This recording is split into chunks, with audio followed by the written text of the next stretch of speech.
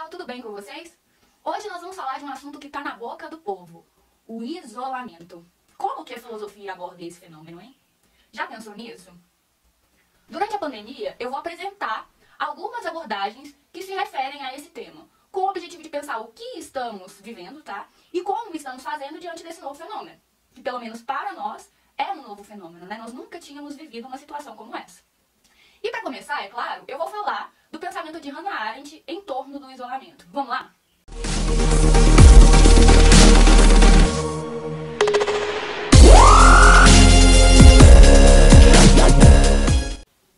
Bem, antes de começar, eu preciso dizer quem foi Hannah Arendt. Ela é uma filósofa política alemã de ascendência judia que nasceu em 1906. Ela também foi perseguida pelo governo de Hitler em 1933 e se refugiou na França, tá? Sendo então uma apátrida, ou seja, uma sem pátria, uma refugiada. Acontece então que os franceses passaram a confinar pessoas de nacionalidade alemã. Logo, em 1940, a Arendt foi aprisionada e enviada para um campo de concentração com aproximadamente mais 10.000 mulheres, tudo bem? A questão é que ela consegue fugir, então vai para Nova York, onde vai permanecer até a sua morte em 1975.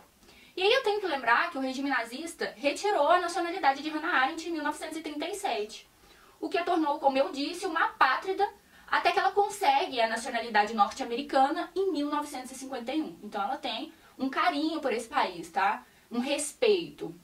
Enfim, é esse o contexto que permeia o pensamento político da Hannah Arendt. E nós costumamos dizer que o totalitarismo é a pedra de toque que fez com que a Hannah Arendt repensasse o mundo em que viveu, tudo bem? Mas o que ela tem a contribuir com a discussão do isolamento nesse momento, tá? É isso que é a questão da aula, é essa que é a questão. Bom, vivendo o totalitarismo e pensando sobre ele, ela foi capaz de analisar o isolamento. E aí ela vai lançar mão de uma distinção entre isolamento, solidão e estar só. Vamos entender então essa distinção, para que a gente possa lançar à luz a questão do isolamento na atualidade? Bom, o isolamento é entendido por Hannah Arendt como uma quebra dos vínculos sociais e políticos. Ela vai dizer que o isolamento é a impotência, isto é, seria uma incapacidade básica de agir no espaço público. Os contatos políticos entre os homens, eles são cortados, tá? E a capacidade humana de ação e de poder são frustradas. Mas nem todos os contatos entre os homens são interrompidos. E nem todas essas capacidades humanas são destruídas no isolamento. Ela afirma categoricamente que toda a esfera privada, juntamente com a capacidade de sentir, de inventar e de pensar, vão permanecer intactas no isolamento. Logo, esse fenômeno é, então, um momento em que os homens não mais vão conseguir se inserir num espaço público, nessa esfera pública, tá? E aí, o isolamento, então, é aquele impasse no qual os homens se veem enquanto a esfera política de suas vidas, né, onde agem em conjunto na realização de um interesse comum, é, de alguma forma, destruída, tá? Por um determinado momento. É isso, então, o que ela chama de isolamento, e o professor José Luiz de Oliveira, da Universidade Federal de São João del Rei, vai dizer, né, em um dos seus artigos, que o isolamento priva o homem dessa experiência do espaço público. É isso que é o isolamento. A privação do homem do espaço público, de ir até o espaço público e agir em conjunto. Já a solidão é o momento em que os homens encontram-se desamparados de qualquer convívio humano e não vão conseguir estabelecer nenhuma relação com o mundo, tá? É o processo de destruição dessa pluralidade de ação, dessa multiplicidade de ação, e mais que isso, é uma destruição do pensamento humano, tá?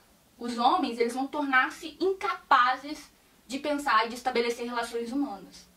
Perdem essa referência de senso comum que está advindo do convívio entre os seus, né? E aí, seria uma radicalização da experiência do isolamento, tá? Quando a gente introduz a solidão. Os seres humanos nessa situação, nesse fenômeno, né, são duplamente alienados. Por quê? Porque eles perderam a estabilidade do mundo humano e se tornam também alheios à natureza terrena. Eles são desenraizados do mundo, eles são privados da companhia do outro e também de si mesmo, porque eles já não se reconhecem mais, eles já não têm um lugar no mundo. Eles estão num estado, assim, de completa solidão, tá?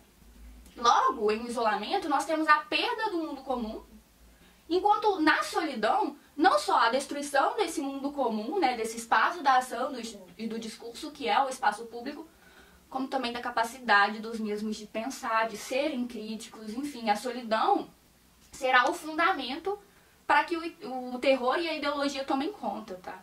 E a ideologia para Hannah Arendt seria a lógica de uma ideia, viu? O perigo que reside aí é um raciocínio massificado, que pode aniquilar não só os homens, como o próprio mundo. A gente coloca em risco o próprio mundo, gente. E aí, para esclarecer, por fim, nós temos que entender o que ela compreende ser o estar só. Ela fala que quem está só está desacompanhado de outra pessoa, mas ainda pode manter um diálogo consigo mesmo. Ou seja, a pessoa vai poder pensar, tá?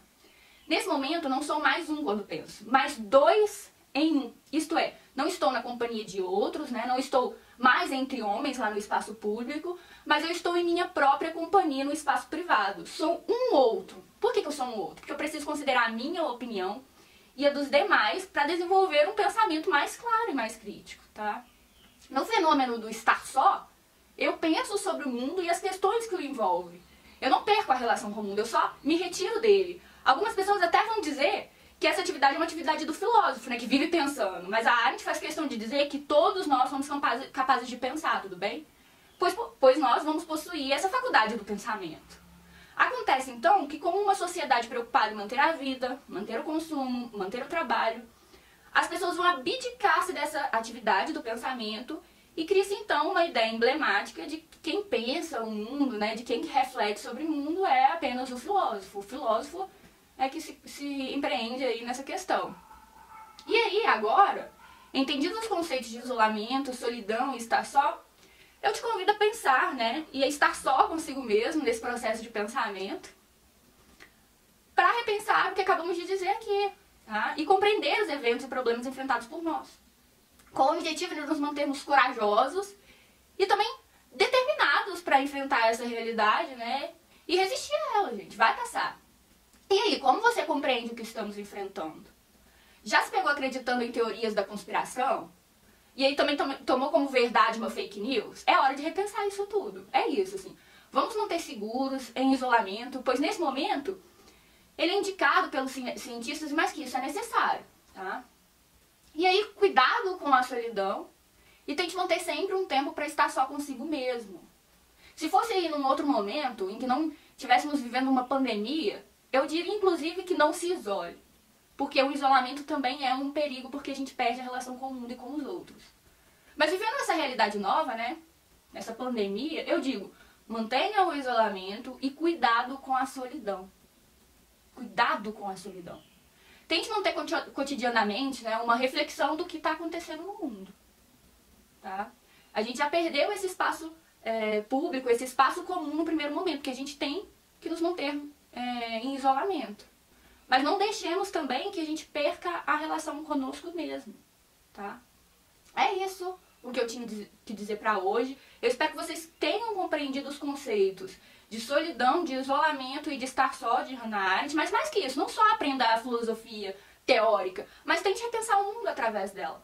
Tente repensar os seus conceitos, as suas ideias categóricas, enfim, né? Repense o mundo nesse momento e veja, né, o que é necessário para agora.